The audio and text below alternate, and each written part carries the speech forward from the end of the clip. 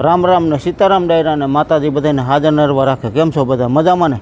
અમે પણ જો મજામાં છીએ, તમે પણ મજામાં છો એવી આશા સાથે આજનો વ્લોગ અહીં ચાલુ કરીએ. તો સ્વાગત છે તમારું નવા વ્લોગમાં.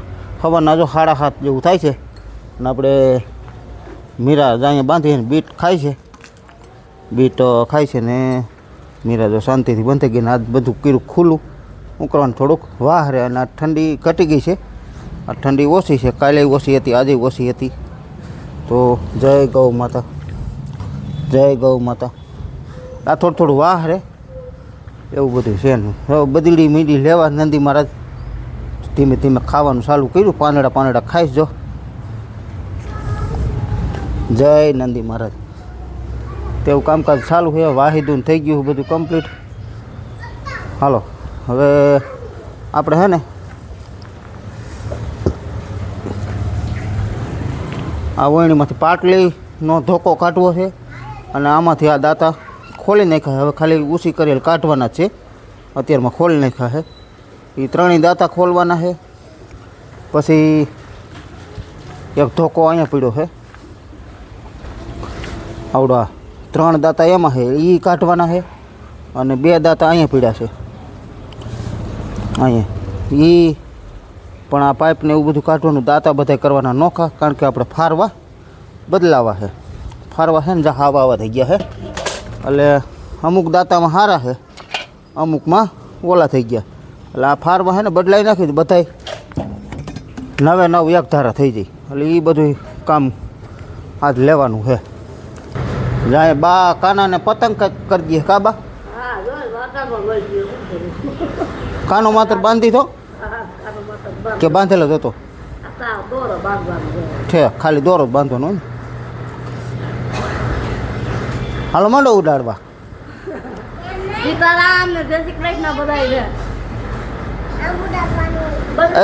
ઉભો રહે, દોરો કાપતો ને ઘડીએ ઘડીક ખાઈ. હાલો હાલો કયો રામ રામ. અરે વાહ વાહ વાહ વાહ વાહ. અહીંયા હાલે છે કપડાં ધોવાનું કામકાજ.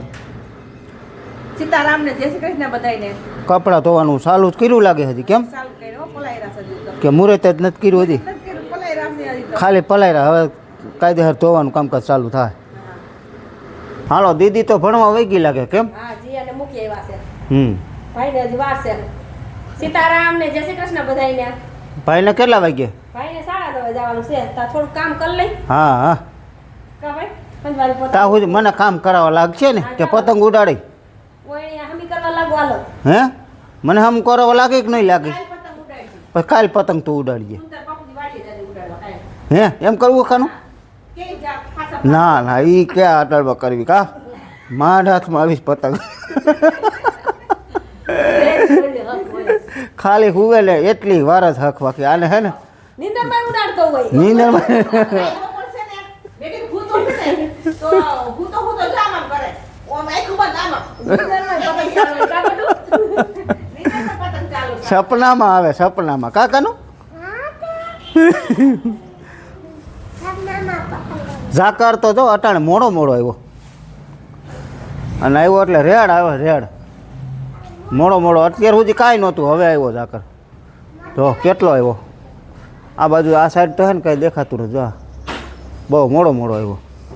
અત્યારે આપણે હે ને વીરપુર જાય છીએ, કારણ કે અહીંયા નહીં મેળ આવે. એટલે જીગાભાઈને ફોન કર્યો ને મને કહે તો અહીંયા લેતા થઈ જશે. એટલે આપણે નવ દાંતા કાઢી લીધા ને આમાં બાંધી દીધા ગાડીમાં હે. અને હવે મારી મૂકી છે સીધી આટપોટ. આ રોડ આગળ ડેરી ગયું, મણપટ ડેરી. અને હવે ખોડલધામ આવી છે. એટલે ખોડલધામ તો કદાચ નહીં જાય. મિત્રો આપણે પૂગી ગયા છે અત્યારે જલારામ એગ્રોમાં અને જિજ્ઞેશભાઈ વઘાસિયાની ખાસ મુલાકાત લીધી છે. એટલે ટૂંકમાં વરણીના જે કાંઈ વાવેતરના વિડીયો તમે જોવો જ છો, તો એ આપણે કઈ રીતે ઓરણી બને છે અને કેવી રીતે બધું આખું આધુનિક ટેકનોલોજીથી બનાવે છે ભાઈ. બરાબર. તો ભારતમાં સૌ પ્રથમ પહેલી વખત છે આ ઓરણી બનાવવાના. જે ઝેક સિસ્ટમ, જે તમે આખું 4 દાંતા આખો હોય તો 4 દાંતા હાલે, 5 દાંતા આખો હોય તો 5 હાલે, અને 10 આખો હોય તો 10 હાલે. જે રીતનું આપણે બંને ઓરણી છે, લસણની છે અને 9 દાંતા અને પાછળ 32 દાંતા. તો એ બંને ઓરણીના તમે બધા વિડીયો જોયા જ છે, પણ છતાંય વધુ માહિતી આપણે જિજ્ઞેશભાઈ પાસેથી લેશું. એ જિજ્ઞેશભાઈ રામ રામ. જય જલારામ. જય જલારામ. જય જલારામ. તો જિજ્ઞેશભાઈ પાસેથી થોડી ઘણી માહિતી આપણે લઈ કઈ રીતનું તમે અત્યારે તો જો કે જૂની જગ્યા હતી ત્યાંથી નવી જગ્યાએ વીવા છે, અને નવી જગ્યાએ બધું કેવું કામકાજ હાલે છે, શું છે બધું કયો અમારા ખેડૂત મિત્રોને. નમસ્કાર ખેડૂત મિત્રો, જિજ્ઞેશભાઈ મનસુખભાઈ વઘાસિયા. આપણે જીતુભાઈના તમે જૂના વિડીયો જોયા જ હશે કે જેની અંદર આપણે શરૂઆત કરી હતી એક નાના કારખાનામાંથી, ત્યાં સુધી અહીંયા સુધી પહોંચ્યા. એનું કારણ એક જ કે ઓયણી સક્સેસ, ખેડૂતને જે જોઈએ છે એ પ્રકારની આપણે બનાવીએ છીએ, એ પ્રમાણે ખેડૂતો આપણી પાસે લેવા આવે છે, બરાબર છે. અને અત્યારે અમારી ડેવલપ જગ્યા થઈ ગઈ છે. જીતુભાઈ વિડીયામાં બતાવશે જ અત્યારે કે જગ્યા ફરી ગઈ છે. અત્યારે પહેલાં આપણે હતા ગામની વચારે, કદાચ તમે વિડીયો જોતો એમાંથી કોઈ ખેડૂત મિત્રો આવ્યા હોય તો. અને અત્યારે આપણે આવી ગયા છે એક્ઝેક્ટ નેશનલ હાઈવે જે છે 8B જેને કહેવાય છે, બસ સ્ટેન્ડની સામે, વીરપુરનું બસ સ્ટેન્ડ છે એની સામે જ અત્યારે આપણું કારખાનું છે. અને બસ સ્ટેન્ડ ઊભા રહ્યો તો સામે જ બોર્ડ દેખાય છે. હવે આપણે જે કાંઈ સિસ્ટમમાં જૂની જગ્યા ઉપર આપણે જે ઓયણી બનાવતા હતા એમાંથી સુધારા વધારા લઈ આવીને અત્યારે નવા મોડલ નવા માર્કેટમાં આવશે જીતુભાઈ આવતા સમયની અંદર. પહેલાં જે આપણે હાલતું થોડુંક એસેમ્બલ જેવું અત્યારે કંપની ટાઈપનું, દાખલા તરીકે બેરિંગ સિસ્ટમ છે અત્યારે ટીટોળાની અંદર બેરિંગ, જે આપણે ગ્રાઉન્ડ વ્હીલ છે એમાં બેરિંગ આવી ગયા છે, ઉપરના ખાનાની અંદર બેરિંગ આવી ગયા છે, ધોવરી જે આપણે જે પારા બંધણાની છે એ ડિજિટલ આવી ગઈ છે. જે અમુક જગ્યામાં આપણને ઘટાડો વધારો થતો હતો પહેલાં ખેડૂતોના કહેવા પ્રમાણે, અથવા તો આપણી બુદ્ધિથી એમાં ફેરફાર કરી હેલાઈથી પાના લાગી જાય, હેલાઈથી ફિટિંગ કરી શકો એવા નવા મોડલ આધુનિક આવતા સમયમાં આવશે અને અત્યારે ચાલુ જ છે. એક ખાસ જીતુભાઈ નવી આપણે ફરમાઈશ હતી ઘણા ખેડૂતોની કે સ્પેશિયલ આપણે ડુંગળી જ વાવવી છે, બરોબર. બીજું દત્તરમાં કાંઈ ને કંઈ કે 32 દાતાનું જે આપણે જે મોડલ આપણે બહાર પાડ્યું ચોમાસામાં, અત્યારે અહીંયા ચાલુ જ છે. પણ એની ઉપર તમારી ઘણા ખેડૂતો એમ કહેતા કે ભાઈ આપણે આમાં લસણે ભેગું વાવવું જોઈએ. જો ડુંગળી આપણી 500 ગ્રામની એક થતી હોય, જેની સાઇઝ આપણે 3x3 3 ઇંચમાં થતી હોય, એ છતાંય જો 30 દાંતે વવરાવતા હોય તો લસણની સાઇઝ તો વધીને 2x2 ઇંચની છે, તો એને જાજા દાંતે વવરાવવાનું. હવે ખેડૂતોનું એવું કહેવાનું છે ને મારું એવું માનવું છે કે જાજા દાંતે લસણ શું કામ વાવવાનું? એ છૂટું પડે છે, છૂટું પડે. દાખલા તરીકે ઓલી જે આપણે લાઈન છે કરી પછી કરી, 2 કરી વચ્ચે 3 કરી ભેગી પડી જાય છે. હવે કદાચ ચાલો કરી છૂટી પડી તો 1 ઇંચનો 2 વચ્ચે ગેપ રહેવાનો છે, અથવા તો અડધા ઇંચનો ગેપ રહેવાનો છે.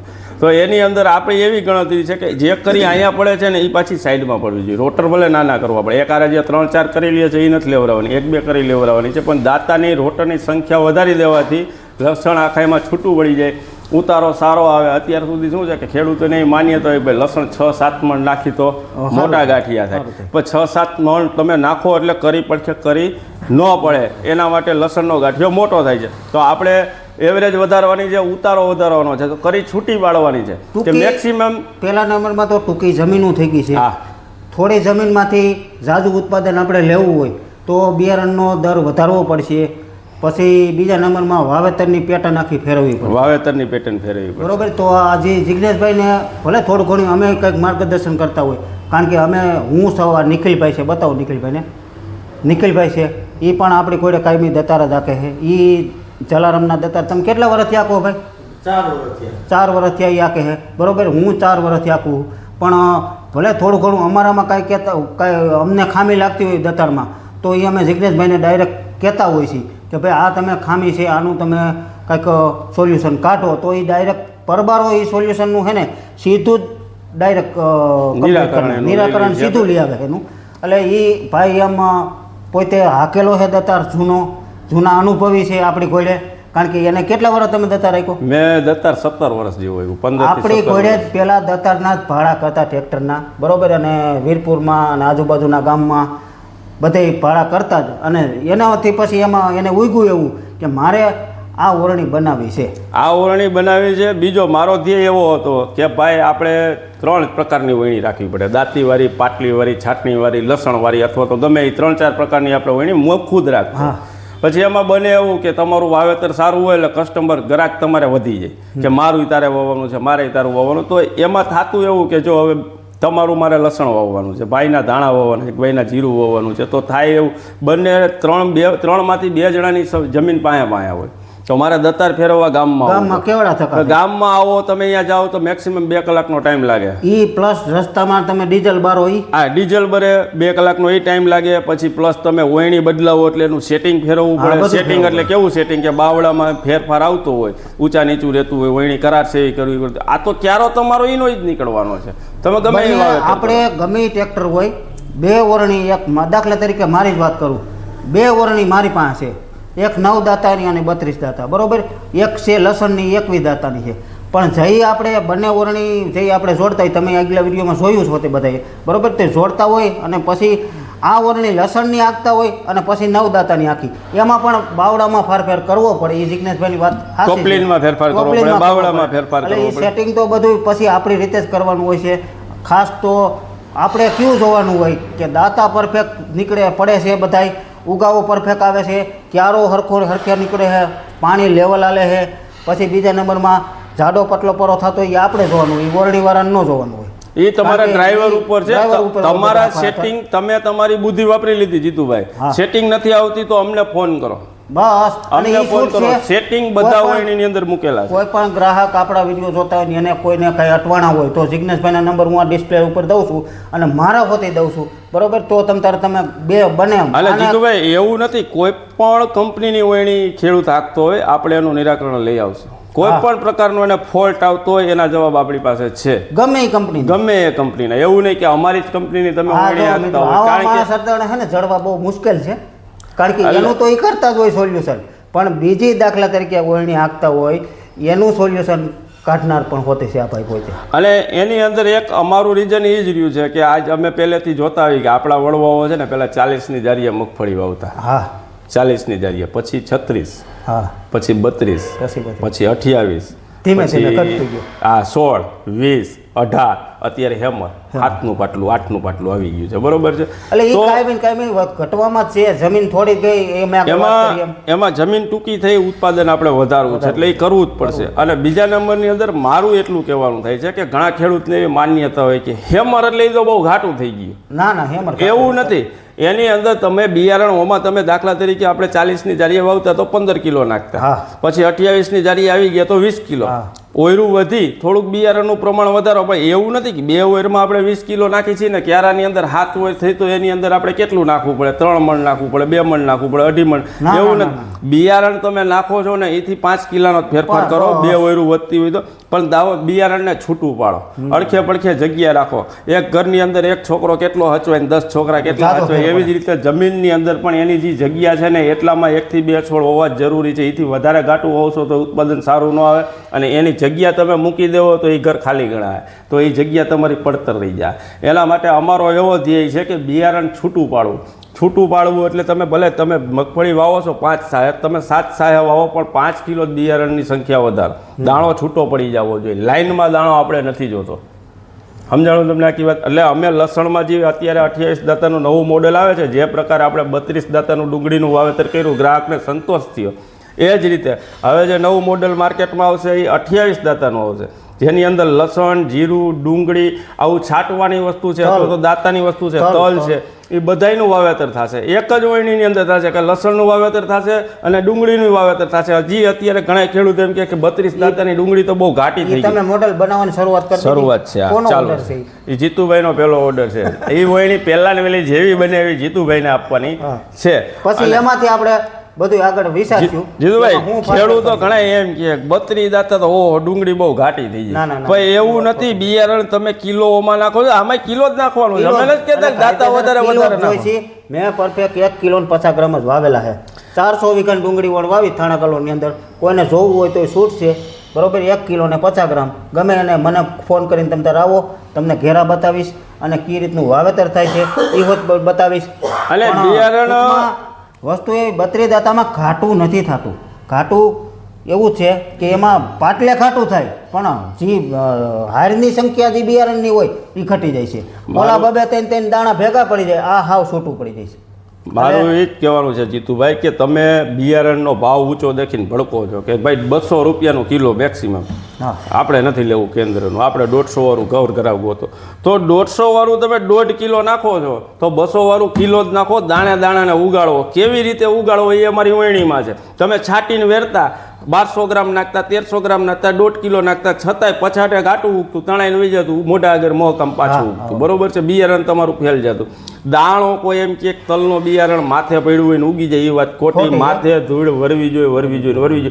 ચોમાસું હોય તો વાત અલગ છે, 2-3 દિવસની એલી હોય, ઉપર દાણો હોય તો કોટો ફૂટી જાય. બાકી શિયાળાની અંદર તલ વાવો, ડુંગળી વાવો, ગમે એ વસ્તુ વાવો, માથેનું બિયારણ કોટો ફૂટે નહીં. તો આપણે બિયારણને વ્યવસ્થિત ઢાંકવાનું છે. કોટો કોક ફૂટો તો જઈએ ને આપણે પિયત આપી, પછી પિયત ભેગું તણાય છે, પછી મૂળ એનું ખાલી જમીનમાં સોટ્યું હોય તો ક્યાંક ઉખડી જાય ને સુકાઈ જાય. એટલે એ રીતનું હોતી થાય. અને ઘણા ખેડૂતના રિવ્યુ એવા છે, મારો જાત અનુભવ છે, અમે ડુંગળી વાવીએ છીએ, અમારી પાસે જમીન છે, અમે ઓણિયું હકાવીએ છીએ અને હજી ખેતી કરીએ છીએ હોત ભેગી. બરોબર. તો ઘણા ખેડૂતને એવા છે કે ભાઈ જે ઉપર છરી ડુંગળી છે એમાં હુકો વધારે આવે છે, જેટલી ઊંડી નાખી છે એટલો હુકો ઓછો આવે. તો એ વાત સત્ય જ છે.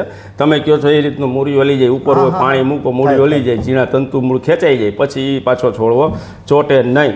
તો થોડું ઊંડું નાખો. ગોઠવણ મૂળ માથે જ હોય. મૂળ માથે. હવે મૂળ જેનું કામ ન કરે, આ તમે આટલું આ બધું ટક્ષર ઊભું કર્યું છે, પાયા ઉપર છે, પાયો તમારો નબળો હોય તો એ ટક્ષર ઊભું ન રહે લાંબો સમય. એટલે મૂળ માથે ખાસ આપણે વાતચીત મુદ્દા ઉપર આવી કે મૂળ જેનું ઊંડાઈ એ છોડ તાકાતવાળો થાય અને બીજા નંબરમાં ખોરાક પૂરો લઈ શકે અને લાંબો સમય એ ઊભો રહી શકે. ઓલું મૂળ સીસરું હોય તો આડો પડી જાય ને. અને અત્યાર સુધી આપણે જોતા જ આવી છીએ કે પહેલાં આપણે ઓયણી આવતી છાંટવાની, મેં આકેલી છે, ઉપર છટાઈ જાય, વાત પૂરી થઈ ગઈ. પાછળ પાતળો એવો હમાર રાખો, રાપ રાખો, જે કાંઈ વસ્તુ રાખો એ ઉપર આવ બિયારણ પડતું, પછી આપણે પાણી મૂકીએ એટલે પાણીના કેળા પડતા.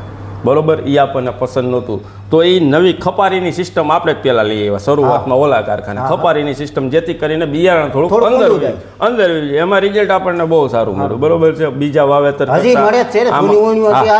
જ છે. ખપારી અત્યારે સિસ્ટમ ચાલુ છે ને હાલે છે હોત, પણ શું કામે ને કે બિયારણ ફેલાય અંદર, ધૂળની અંદર ઘરી જાય છે. ઉપર તમે વાવેતર કર્યા પછી 2% બિયારણ દેખાય છે. જે ઉપર છાંટવાની આવે છે પાછળ આપણે દેખાય હાકરોની કે રાપની સિસ્ટમ છે, એમાં આના જેટલું ઢકાતું નથી બિયારણ. અને એના ઉપરાંતની જે સિસ્ટમ લઈ આવ્યા કે ભાઈ ગારામાં ભેજવાળી જમીન હોય ત્યારે ખપારી બરોબર, કારણ કે ગારા હોય એના હિસાબે સ્પ્રિંગ ઉપર ખપારી હોય, કોરી જમીન હોય તો બેસ્ટ રિઝલ્ટ.